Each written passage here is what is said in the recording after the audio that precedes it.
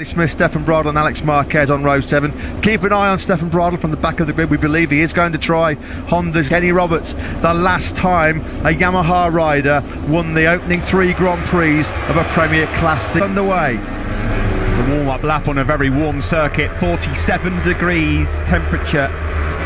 He's been in this situation. Who would have thought it? He's not shy and scared to get elbows and knees out when he needs to, is he? The new generation in MotoGP with Fabio Quartararo. Here we go, we've just said it, the Battle of Brno. We're all set for it. Wish a bumpy ride for those men on your screens right now. This Brno circuit, treacherously bumpy over the last 2 or 3. What a shock he sprang yesterday. Chapter 1, we saw the champion down and out. Chapter 2, third chapter in Czech Republic. Lights out here in MotoGP. What a start from Aleix Espargaro from the second row. Fabio Quartararo's mate Franco Morbidelli. It will be the whole shot for the Frenchman. Aleix Espargaro goes through in third. Quartararo's wide though. Through goes Morbidelli. It's a pole that Johann Zarco was looking for. He's been swallowed up now as well by Pol Espargaro. Aleix Espargaro on the factory of Aprilia in the top 3 on. And just looking at Jack Miller there, he's made a good start. We'll keep our eyes on Dobby as we go. As Aleix Espargaro now charges up the inside of Fabio Quartararo. Can he hold on? Used to seeing the Aprilia RSG mixing it with the big boys at the front. Valentino Rossi did not get a good look. Already getting his head down. Already nearly half a second clear of Aleix Espargaro. Well, there is Valentino Rossi then with Danilo Petrucci just up ahead of him. Nakagami's really getting busy. He's made up a bunch of... Very often, Woody, just 3 times. And there he is down in 6th place. Dovizioso's recovered a couple of spots. He's come through second. World Championship winning year in Moto2. He's 8/10 of a second clear already on this opening lap. There are the 2. The Spanish hero still riding battered and bruised after that horrible crash he had in qualifying at the season opener. 11th he started. He's got a gigantic lead already over Aleix Espargaro on the Aprilia and Quartararo. Here is Johann Zarco then. He goes wide into the first corner. No second invitation required for Fabio Quartararo. The Frenchman streaks straight as he looks to find a way through on his brother Brad Binder. Is he trying to hang it around the outside? He is, of his teammate. Look at the number 32. Yeah, Binder roughed up Pol Espargaro there a little bit, didn't he, as well? And that's allowed Johann Zarco through with the gloves off. He's a fighter, he's a scrapper, and that's exactly what he's doing here on lap 2. Brad Binder might be, I'm going to make another mistake. Friendly fire from him last time, and another bit there on his teammate, Pol Espargaro. Quartararo, Aleix Espargaro still hanging on there in the top 3. He's coming under real pressure though from Binder, who's dive bombing him from ways back on through. Great battle this for 3rd. Here he comes again, Brad Binder up the inside. He retakes Thunder up into 3rd place. Zarco's regrouped and got himself back into 5th. Pol Espargaro's quickly retaken that later so far. Somebody we have not mentioned at all, Maverick Vinales, started 5th, 8th. Another shocking first lap for the start for Cal Crutchlow. He's down in 19th place, so he's lost 7 places in the opening couple of laps, only because Miller's down in 16th place. Here comes Johann Zarco trying to put a move on Aleix Espargaro, who's just finding it a bit. Especially for Aleix Espargaro, what he's lacking is what he needs most around this horsepower Brno circuit, and that is engine performance. The wrong way at the moment is Aleix. He's going to try and bite back though. Here we go, Pol and Aleix love each other so much, but they don't really care when the visor comes down. Pit Byra looking on. The rookie at the moment. Dovizioso's clawed his way up into 12th, but he's 4.6 seconds behind the race leader. All can keep it all together because he's just showing what he's got here. The future is so bright for that South African. Can you imagine as well, MotoGP race? The kid's got skills.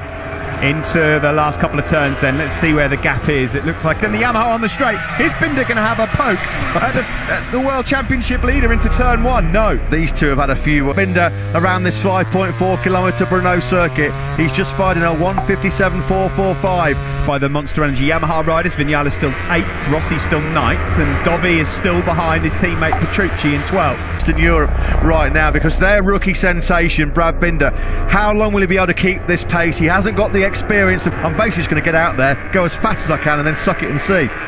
There's Valentino Rossi. He's got through on that place. He's currently harassing the Aprilia rider Aleix Espargaro in the fight for 6th. Yeah, well, to Ducati, and he's under real pressure here from his former KTM teammate Pol Espargaro. He said he was hoping to battle for the top. Pol's just got to be patient here. He's got the pace to be able to contend for the podium, but it doesn't need to be done. And Binder, having got quickly onto Fabio Quartararo's rear tyre, has not been close enough as yet. Espargaro trying to go inside, outside. That is a nightmare. Joan Mir, so much hope that he might be able to fight for a podium. Qualifying poorly. Johan Zarco, but he's immediately surrendered that place back. So Joan Mir, that's his second DNF in the first 3 Grand Prix. For Fabio Quartararo. Just incredible. From incident with Lecuona and Mir. Oh, it was Lecuona, not Oliveira. Sorry, apologies to Portugal. Hope for his sake he sees the checkered flag, given the almighty roasting he got from Hervé Poncharal. Quartararo at the moment has not been able to. Pol Espargaro tries again at turn 3, tried this on the last lap and then couldn't make it stick, as he finally got a Pol Espargaro, since KTM started in MotoGP 2017, has kind of been their golden boy. They didn't want to lose him to Repsol Honda next year. There's no problem at all for Franco Morbidelli. He's still 1.1 seconds clear. In the background there, will be a bit nervous about what's to come here, because not only is his rookie in third, but Pol Espargaro's closed out, but in a moment Pit Byra is going to be looking at his men scuffling it out for a podium place on that 2019 Ducati. Yeah, and he's got nothing to worry about. Alex Rins is over 2.7 seconds, still nowhere near 100% fit, and what he's doing on that Suzuki is truly remarkable. Behind his teammate Franco Morbidelli with the 2 hungry Red Bull KTMs behind, because Espargaro is coming, and he's coming fast. He's taking chunks. Rins, outstanding work in 6th. He's got past Aleix Espargaro and he's broken him as well. It's now the turn of Valentino Rossi. It's as big as it's been, 1.4 seconds now. Morbidelli at 58.4, just a fraction of a 3. He is, you know, he's going for it up the inside of the World Championship leader. He's done it. What a move by Binder. Punt as well. Brad Binder then up into 2nd. Now, can he break away from Fabio Quartararo? I'm wondering, able to run the same pace as Franco Morbidelli all weekend. Quartararo, the meat in a Red Bull KTM sandwich, and Quartararo's got bigger problems to worry about as well, because Pol Espargaro and Johan Zarco are all over his rear tyre now as well, without the big mistake at the first corner. Oh, his 2 KTMs on the podium right now. Fabio's in trouble, might have run into a spot of bother here, and all of a sudden we have got 2 Red Bull KTMs ahead of Zarco. He's getting a bit twitchy and impatient again, isn't he, Pol Espargaro? And Johan Zarco now wants to move through on him, and he's going to have a look up into wide again. He is wide again. He's got to keep calm, cool and collected. Oh, he's gone down! Believe it.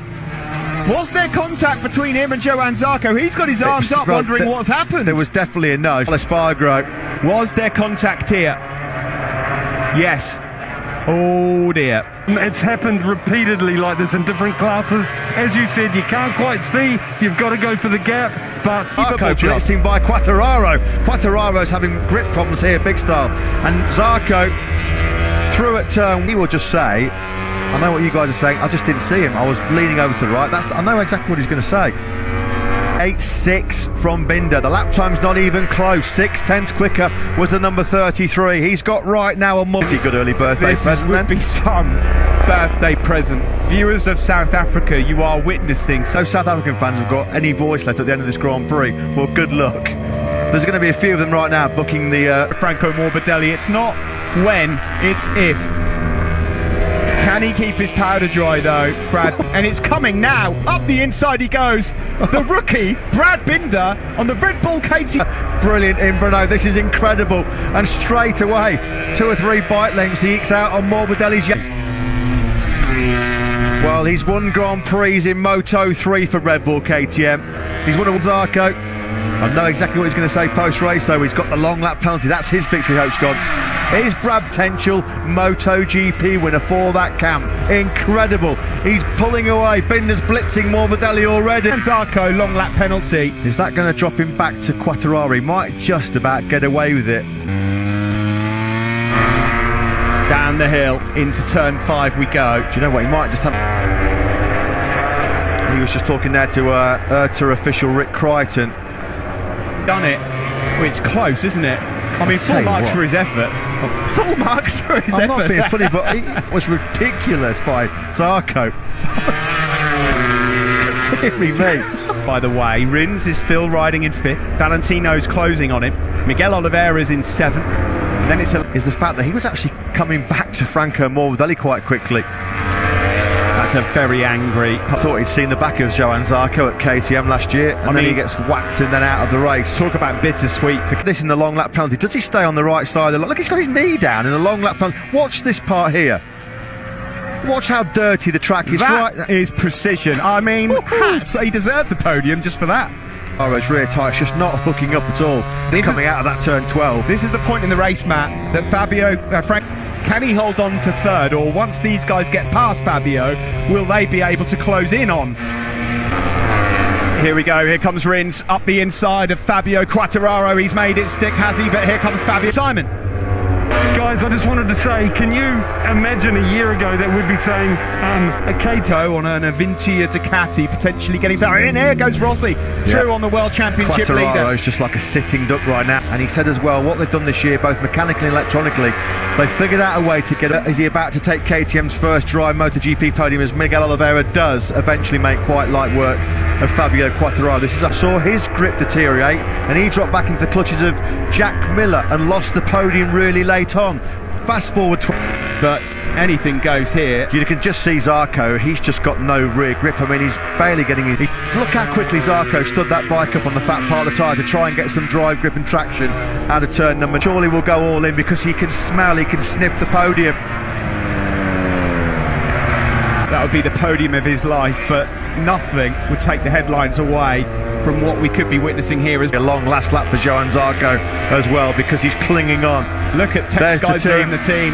I mean, they've had some... He is about 5 kilometres away from a truly remarkable achievement in MotoGP history. We'll be winning MotoGP races. They've won everything in two wheels, off-road, road racing, and now so comfortable, so easy. What a hero Brad Binder has been for KTM. Band on it, why, as a ex-rider, I admire him so much. It's not just his skill. He leaves nothing in the closet. He puts everything out there. And it just goes to show, if you do that, yeah. But it doesn't end there. Here's Alex Rins going to poach the podium here from Johann Zarco in the closing stages. Zarco's got no possible, he's got the horsepower of the Ducati, but this is for the podium. What a podium it would be for Alex Rins. You can just see how he's got a couple of chances left, hasn't he? It's going to have to be done, surely. Over at turn. Look at you, beauty! A blazing victory for Binder. A new star is born. Franco Morbidelli. What a ride! What a race! What a performance by the South African Brad Binder. Podium in third place. That's the first time that team has had a podium finish in MotoGP. Have you ever seen anything? Is going to be flying at the top of a MotoGP podium. From Brad Binder 2 weeks ago. Oliveira, by the way, a brilliant 6th. There's going to be some major, literally demolished and destroyed the established elite. By everyone, including Hervé. Big hugs, but I think I'll get the mic in there. But you know, that special result that we... To be honest, I'm speechless at the moment. It's so amazing to have it. You knew how much we wanted it, but it is. Big congratulations. Well, I mean, there's just celebrations everywhere. That Ducati and the sponsor, they could fly to Austria. Brilliant, absolutely brilliant. Congratulations, of course, we should not forget nothing in response to Brad Binder's searing pace, but good to see Morbidelli second. He was the top Petronas Yamaha Essex in the Premier class since Marc Marquez in Austin 2013. We can go back to Simon in pit lane, who I'm sure has got an ecstatic work you put in here on the ground with the riders and engineers. How do you feel? Thanks to Mike Leitner. It's not sunk in anywhere yet. The first ever South African winner in the Premier class. Do you know, it's only...